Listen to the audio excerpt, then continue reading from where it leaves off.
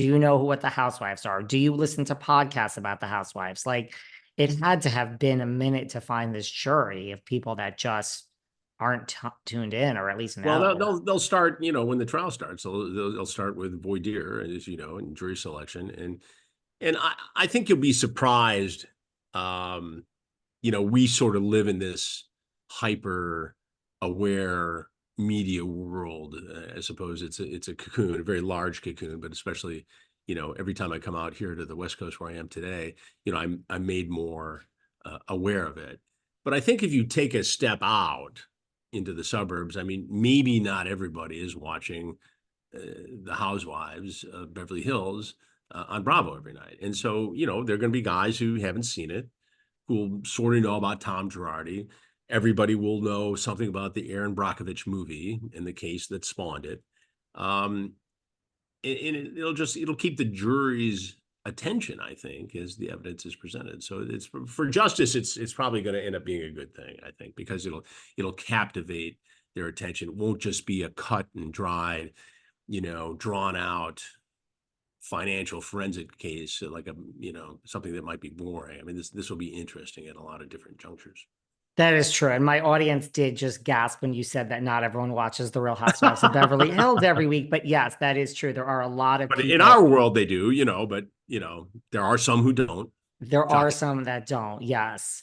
When you've done a lot in the past, like one of the things you looked into was airport security, and that really was a catalyst for like FAA changes and like more tight regulations. Do you think like because of the Girardi case, there will be more, light shed on procedures that need to be put into place with lawyers or? Well, I think those procedures are in place, and the California bar, like every other bar, has very very strict rules. There's an attorney grievance commission. There are all kinds of guidelines, and they're very specific in terms of the handling of money that comes into a law firm, and specifically money that is supposed to go to damages that are supposed to go to clients. I think it'll be a reminder of the importance of those rules, and I think it'll create a sense of awareness and create a dialogue about, you know, do lawyers who contribute a lot of money to judges and politicians have more power and influence than they should? So it's going to create awareness. I don't necessarily think it's going to create, changes in laws or structure of how attorneys are monitored, because I think they're monitored pretty closely. And when there's a safety net in place. Now, the safety net seemed to be, missing and have some holes in it in this particular case, but it was because this guy was so very clever at covering it up. Do you think like if he is found guilty, this will be kind of closure, or do you think now there's a whole bunch of other lawyers at Girardi Keese that will just keep going, more Well, indictments? yeah, I think that, his CFO is the CFO for the firm is also facing criminal charges. It'll be interesting to see if they separate those cases, if that might in fact delay the trial.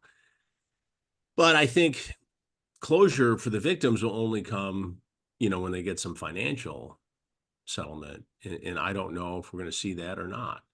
But it's, there's still this gaping wound for them.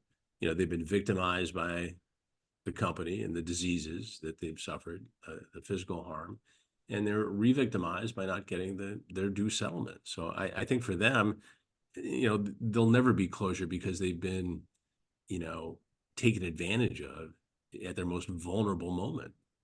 Right. To have all that, to win some Yeah. money, which doesn't take away anything, but it No, but it certainly is. provides some security for their family, some legacy at least, and they don't even Yeah. have that. Right. It's awful. Do you think if Tom is found guilty, like you said, do you think he will ever see the inside of a jail, or do you think the sympathy factor from the jury is likely to keep him out of jail? The judge will have to weigh, you know, the value, the deterrence, the punishment, the removing a dangerous human from society that will come from putting an 85-year-old man in a federal prison. I mean, do they put him in a camp? Do they have him under house arrest at the facility where he's in the dementia ward? I don't know. I tend to think that, prison is probably not going to happen here. But, it'll be up to the judge. It'll be up to the judge. And even if prison doesn't happen in a way, kind of what we talked about for someone like Tom, where it wasn't enough, you have the hot trophy wife, you have fame, you have everything.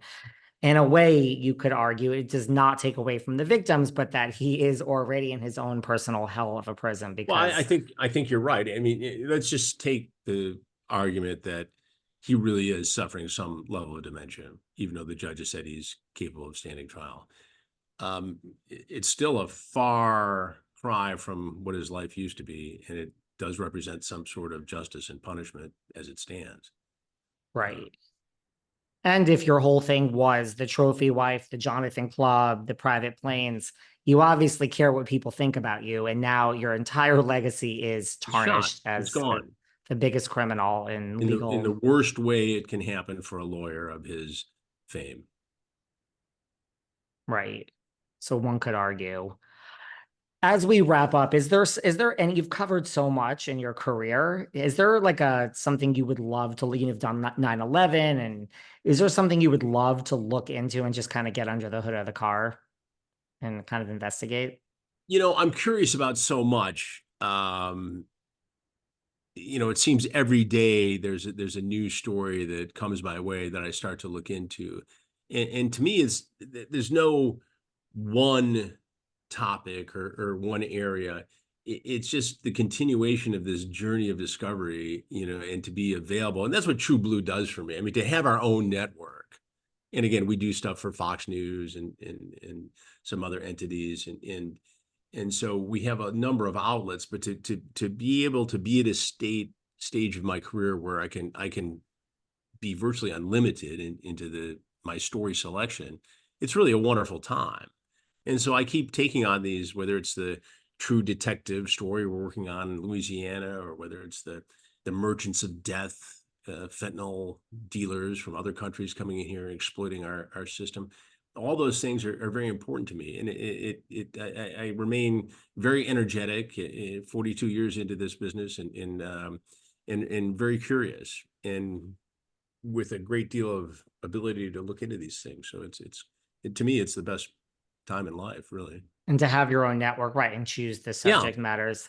and own the content and own the distribution of the content. I mean, it's a dream come true for a guy like me.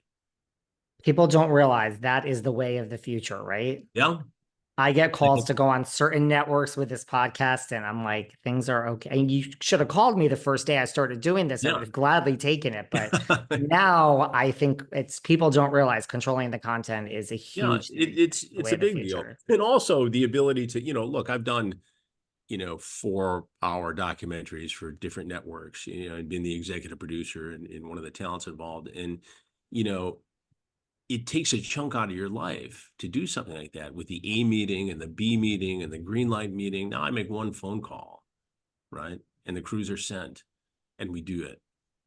And then we can Totally. we can we can air it as a series on True Blue, and then as a documentary on, Fox Nation or any other place that we, so decide. And so, we have multiple platforms where these different projects have lives, and it becomes very valuable in terms of an asset, and it has power.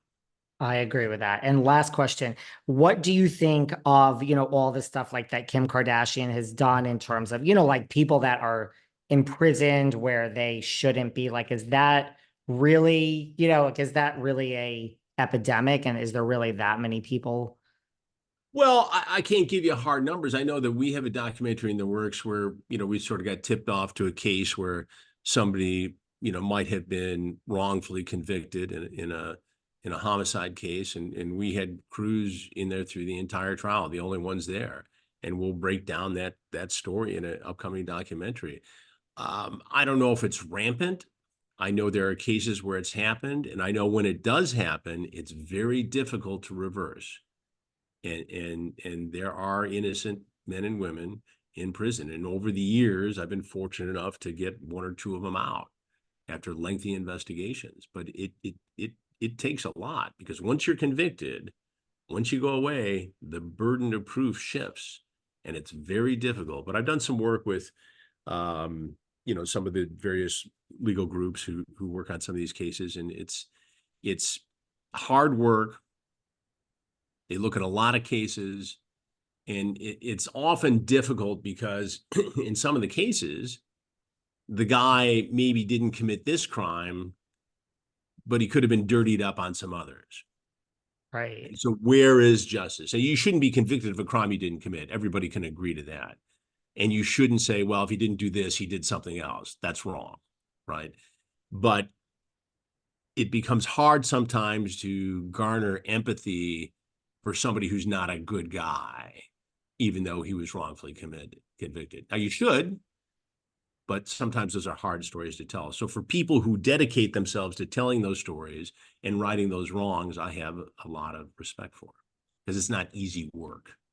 Yeah, no, it's just scary sometimes to think that you could be convicted for Oh something yeah, and you're that's very minding scary. your own business. I know that's a gross overstatement, but But it can happen. it can happen. Well, everyone needs to check out this podcast, Predator in Plain Sight, with you and Kimberly Archie. I'm a part of it too. So if my listeners want to hear me on it, go and check it out. It's Yeah. great. Where can everyone find you that wants to follow you and follow your network and everything? They can get to True Blue, TRUBLU, watch trueblue.com for details.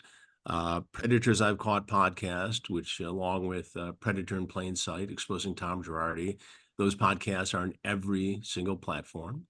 And you can follow me on social media, official Chris Hansen on Insta, X is at Chris Hansen. TikTok is Have a Seat with Chris Hansen. Even on TikTok, you're more advanced than I am. I tried I, TikTok and then I I, said, no, thank you. well, it's so funny because I think we're up to 300 and some thousand followers. So it's a, get a pretty big Wow, business. But TikTok will not give me the blue check. that's I don't know what it crazy. is. I mean, they've got parents exploiting their children, scantily clad, or making money off kids who are, who have disabilities, and yet I'm out there uh, telling people how to keep their kids safe, and for some reason they won't. And it doesn't matter to me Interesting. personally. I don't make money from it or anything. I get